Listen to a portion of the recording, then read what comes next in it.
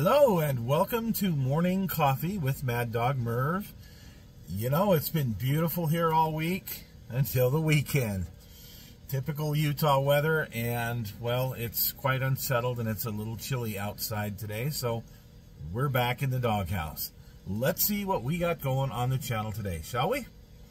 Welcome to Morning Coffee. Maddog Merv today. Got our French roast this morning again. I wonder I'm a big fat guy. I mean, holy cow. I always had a schmear. A schmear. He's probably going for bagels. He's trying to steal. Oh my gosh, I can't even believe it. I have no clue. And I got a bunch of chores to do. Oh, who wants to do that? Today's shout out goes to an oldie but a goodie. Breaker Broke 23, also known as Wagon Master 390. My friend Mike, who I just enjoy listening to his channel. Now, when I was younger, my brother, when I was, before adolescent, let's put it that way, when I was a little kid, my brother was really into CB radios. And so I was around them. I grew up around them, and I spent a considerable amount of time helping him, because he was legally blind, find different components that he had, and he would actually build radios, and he would enhance his CB radios. So Mike talks a lot about CB radios, handhelds, base stations, you name it, on his channel. But he's also got some other things. So if you haven't had a chance to check him out, check out my buddy Mike. Wagon Master 390 is probably the best channel to check out. But again, he's got Breaker Broke 23. So give him a check out. And if you do subscribe or leave a message or leave a, a comment on any of his stuff, make sure you mention that you heard it from me. So thanks. Well, last Monday, that Missouri show wasn't what I had intended it to be. You can see I've still got it here. I'm going to take it in the house probably today. Get it back in its place on the shelf in my office downstairs. I'm really impressed with the size of it.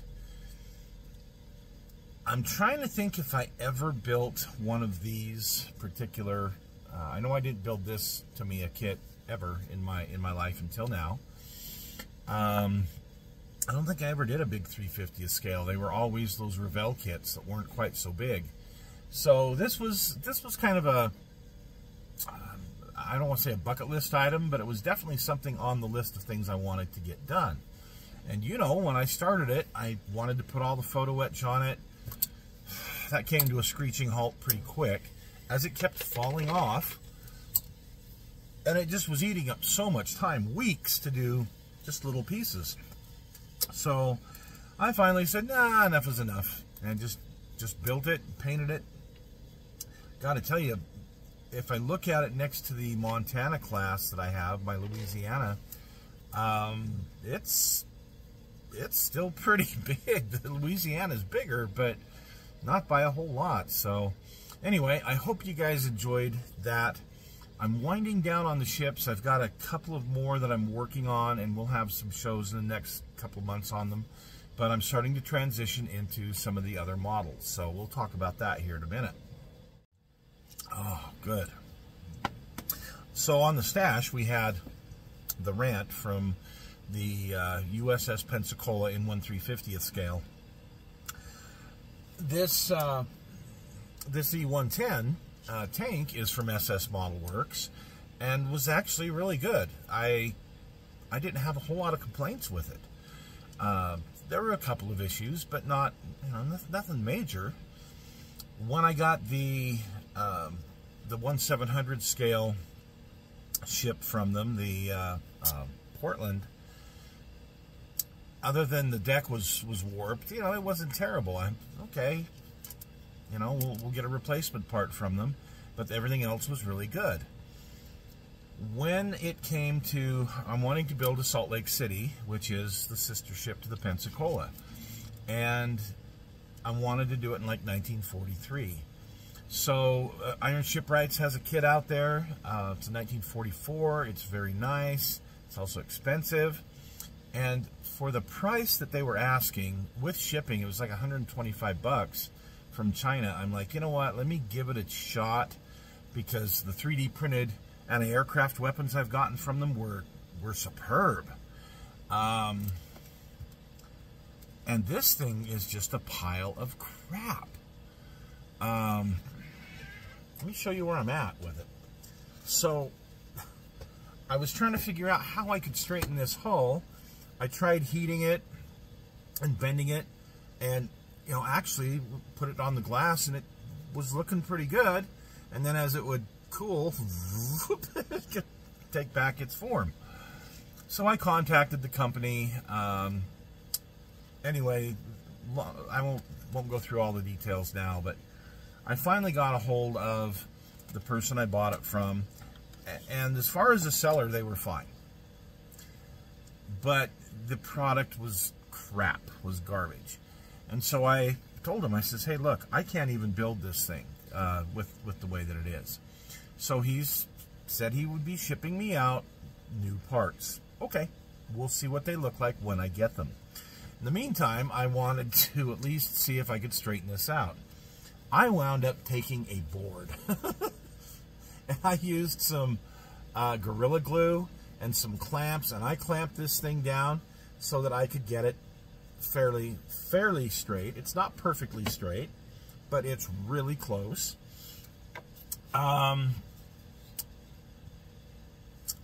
I'm gonna have to, obviously, because I didn't have a long enough board here, and I didn't need these areas anyway, I'm gonna have to do something, and I'm not sure what, but you know, follow the build on this, and we'll see what happens.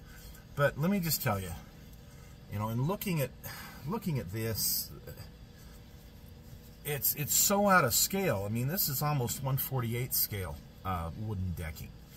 The hatches on this thing are, again, they're huge. They're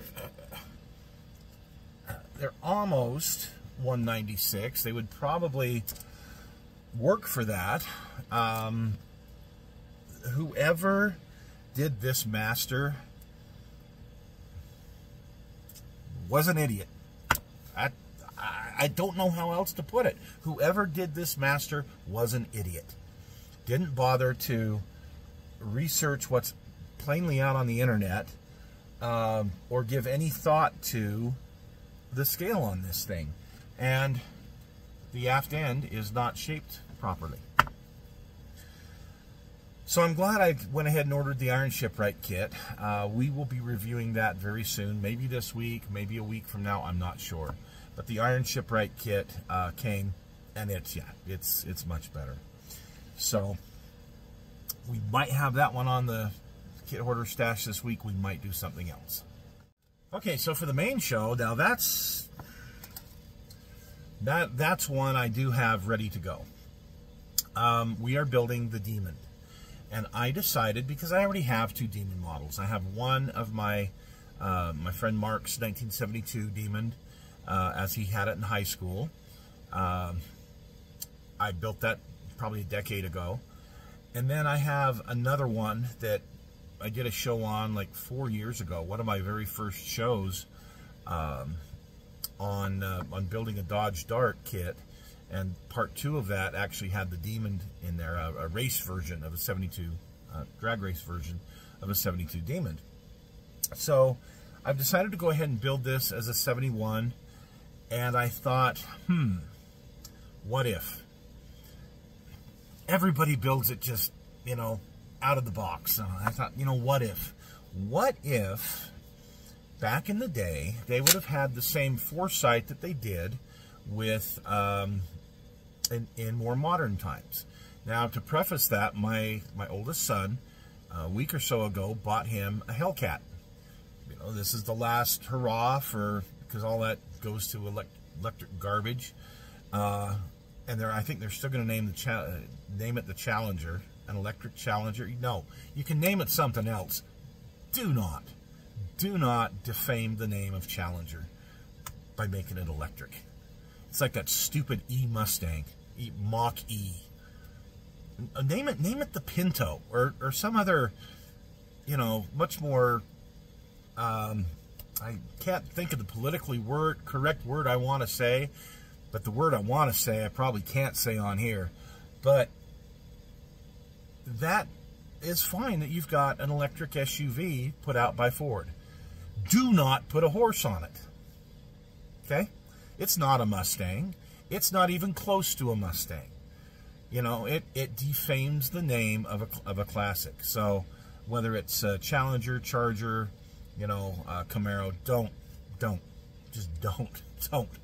Anyway, so he got him a Hellcat.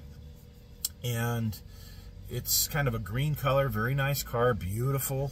And I thought, what if in 1971, Dodge decided to do a Hellcat, so to speak, with the technology that they had then.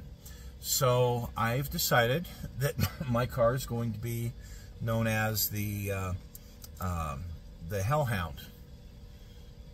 It's called a Hellhound Demon. And I'm going to put an appropriate engine in for that time period that I think they would have used if they were going to try and build the fastest production, you know, car on the planet at the time. Special color. And I got to tell you, when I mixed this color and painted it, I was in awe. This is probably the most beautiful red that I've ever mixed. And photos can't do it justice. It's one of those things you got to look at it really close up because the metallic in it is just superb.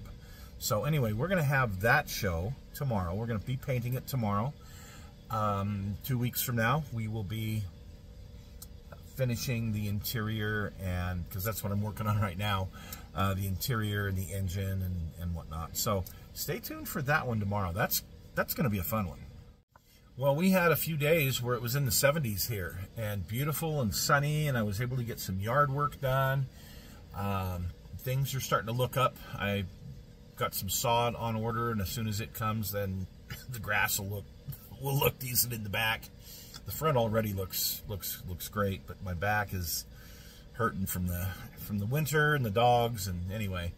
So it's been a busy time that way. I have not touched the Guam. Again, I got into a point on the Guam where it requires me to do a bunch of photo etch, and no, I'm done with messing with photo etch for a while. I am just so done with that crap. So I'm going to put the turrets, I'm going to assemble the turrets probably today and start putting all the components on, but it's going to be an unfinished project. It'll sit down in the office until I decide I want to put the photo etch on, which could be never, you know, but it's a neat project. It actually looks pretty good. So we'll do that one in a few weeks. Other than that, it's working on this Demon project. There's a few other car projects I think that are going to be coming up soon. I've got that KC 135, excuse me, that I want to be. I want to get that off the table in the next month or so. So there's a lot of model building going on.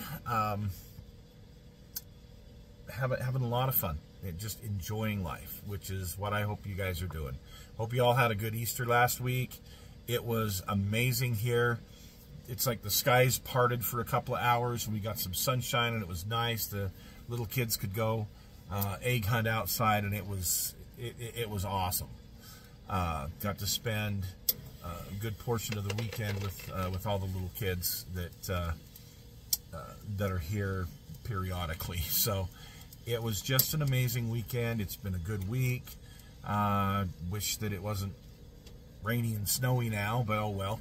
We're supposed to be back to 70 by midweek. So you folks have a really, really good week. We'll see you tomorrow for the Demon build. I think you're going to like the color on that. And take care.